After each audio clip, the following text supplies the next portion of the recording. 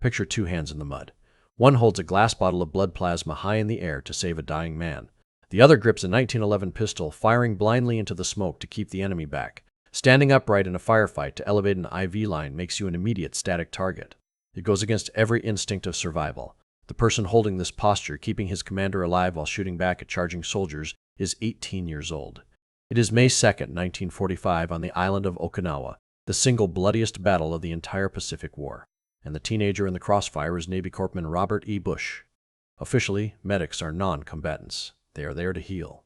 But on this specific ridge, the rules of engagement collapsed entirely, forcing an 18-year-old nurse to become the most lethal soldier in his unit just to keep his patient breathing. Under the 1929 Geneva Convention, medical personnel are strictly protected. They wear distinctive Red Cross insignia, and opposing armies are legally required to hold their fire. In Europe, Allied and German forces generally respected this boundary, but in the Pacific, the Japanese military operated under a different doctrine. They had not ratified those specific protections, and they viewed American medics differently. The logic was strictly mathematical. If a sniper shoots a Marine, you eliminate one rifle from the fight. If a sniper shoots the corpsman coming to treat that Marine, you ensure the death of the first target, lower the morale of the entire platoon, and slow the American advance. Medics became priority targets. To survive, Navy corpsmen adapted. They stripped the bright red cross armbands and helmet markings from their uniforms, blending in entirely with the combat troops around them, and violating their non-combatant status, they started carrying sidearms.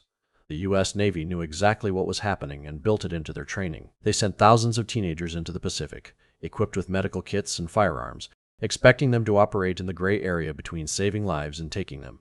By April 1945, the American fleet surrounding Okinawa was staggering 1,300 ships and 182,000 assault troops.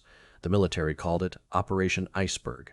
This map shows how naval bombardments and air superiority lose their advantage when the enemy digs in. The Japanese defense retreated into the island's limestone caves and jagged coral ridges.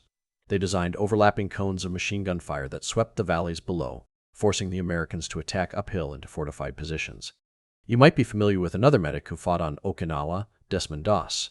Doss famously refused to carry a weapon, relying on his faith and extreme physical endurance to lower 75 wounded men down a cliff face. Robert E. Bush fought on the exact same island, but his sector offered no cliffs to hide behind. If Bush refused to shoot back, his patients would bleed out and he would die next to them. On the coral ridges of southern Okinawa, survival wasn't a matter of ideology, it was dictated entirely by the brutal geometry of the terrain.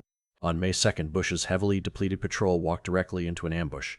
Heavy machine gun fire pinned the squad down, and his commanding officer, Lieutenant James Roach, fell on the open crest of the ridge. He was exposed to multiple enemy sightlines. This graphic demonstrates the mechanical trap of 1945 battlefield medicine. Treating severe blood loss meant using glass bottles of plasma, which flow strictly by gravity.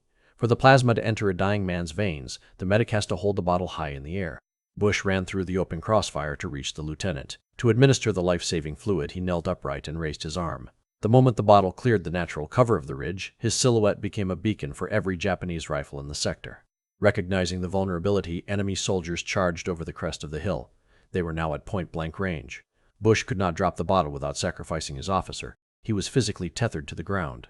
Bush quickly drew his pistol with his free hand and fired blindly until the magazine was completely empty. He dropped the handgun, reached into the mud, picked up a discarded carbine from a fallen Marine, and kept shooting. A Japanese hand grenade exploded near his face, taking out his right eye and filling him with shrapnel. Bleeding heavily, half-blind, and still holding the IV line, Bush held his ground and killed 6 attackers. He repelled the entire charge. The 18-year-old corpsman secured the perimeter by turning the enemy's violence back on them, making sure his commander lived long enough to be evacuated.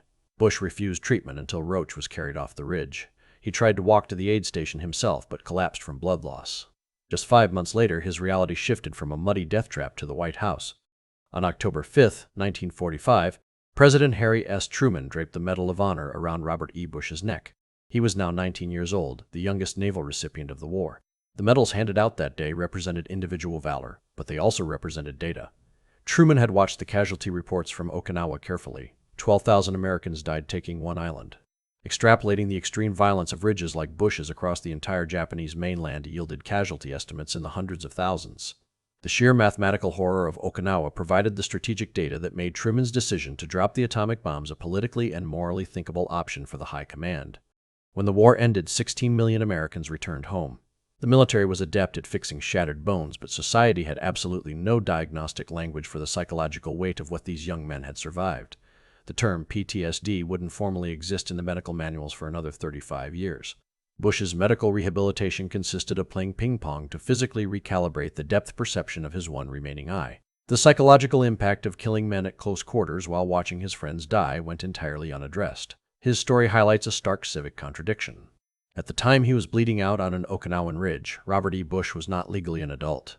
The United States government demanded that teenagers fight its most brutal wars, yet denied those same teenagers the right to vote.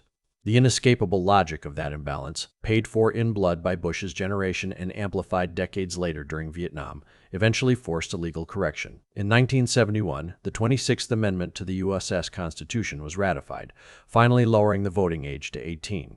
Robert Bush lived a long, successful life, passing away in 2005. He never viewed himself as a superhero. When asked about his medal, he explained that the military simply didn't have the paperwork to recognize everyone who deserved it. He said he wore it as a custodian for those who died.